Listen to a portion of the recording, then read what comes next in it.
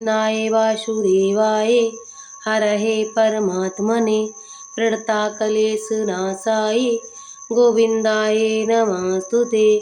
प्रिय भक्तों, रमा एकादशी का व्रत कृष्ण पक्ष की एकादशी तिथि को रखा जाता है। ये एकादशी तिथि दीपावली से ठीक 4 दिन पहले आती है और इसे माता लक्ष्मी का रूप माना जाता है। इसीलिए रमा एकादशी कहा जाता है। रमा एकादशी पर भगवान श्री हरि विष्णु के साथ साथ माता लक्ष्मी का भी पूजन करने से धन धान सुख सौभाग्य की प्राप्ति होती है। भगवान श्री कृष्ण ने धर्मराज युधिष्ठिर से कहा कि रमा एकादशी का व्रत करने से घर में सुख समृद्धि वैभव यश की प्राप्ति होती है। व्यक्ति के सभी पाप नष्ट हो जाते हैं और उसे सहस्त्र अश्वमेध यज्ञों का फल समान रूप से प्राप्त होता है।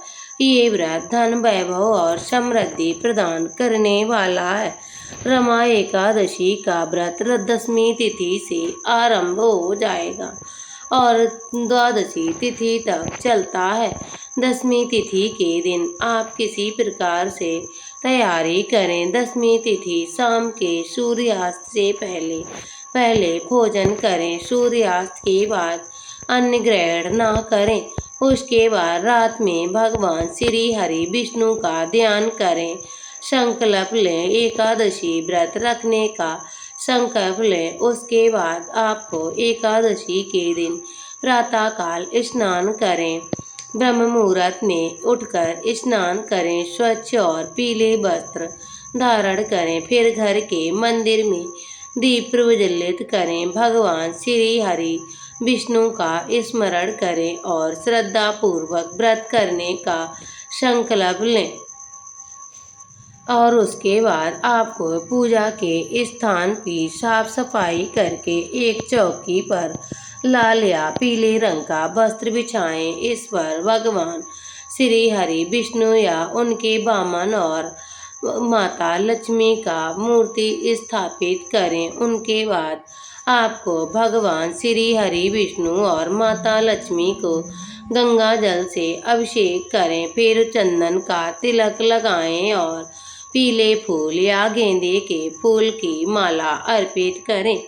उसके बाद धूप दीप नैवेद्य दिखाएं, भगवान को भोग लगाएं और तुलसी पत्र अवश्य शामिल करें। भगवान श्री हरि विष्णु तुलसी दल से अति प्रसन्न होते हैं। उनकी पूजा में भगवान श्री हरि विष्णु की पूजा में तुलसी जरूर अर्पित करें।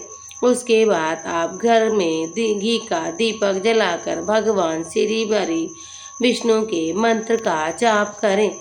मंत्र है ओम नमो भगवते वासुदेवाय और माता लक्ष्मी का मंत्र है ओम श्री महालक्ष्मी नमः।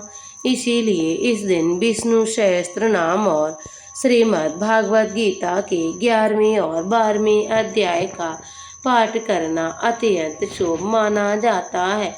उसके बाद आप एकादशी व्रत की कथा श्रवण करें। उसके बाद आपको दिन भर निराहार रहकर व्रत धारण करें। आप चाहें आप फलाहार कर सकते हैं। उसके बाद आप रात में भगवान विष्णु का भजन कीर्तन और जागरण करें।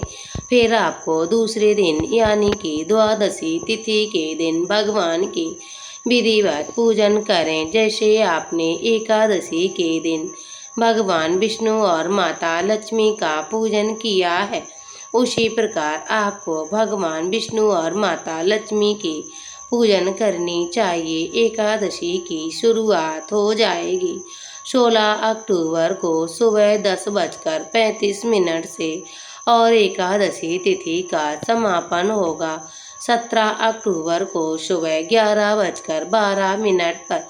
सनातन धर्म में उदया तिथि मान्य होती है, इसीलिए इस बार 17 अक्टूबर को रमा एकादशी का व्रत किया जाएगा। रमा एकादशी पारण का समय, व्रत तोड़ने का समय 18 अक्टूबर सुबह 6:24 से 8:41 तक रहेगा। द्वादशी तिथि समाप्त होने के समय 12:38 दोपहर के एकादशी के अगले दिन द्वादशी तिथि के सूर्योदय के बाद शुभ मुहूर्त में व्रत का पारण व्रत खोल लेना चाहिए।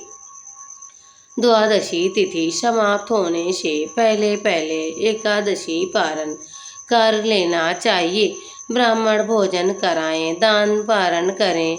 पहले किसी ब्राह्मण या जरूरतमंद व्यक्ति को भोजन कराएं, अन्न वस्त्र और दक्षिणा दान करें। दक्षिण के बाद सात्विक भोजन ग्रहण करें, व्रत खोलें और बाद में एकादशी का चावल, दाल, अनाज, नमक और तामसिक भोजन जैसे प्याज लहसुन का सेवन पूर्णतः वर्जित है।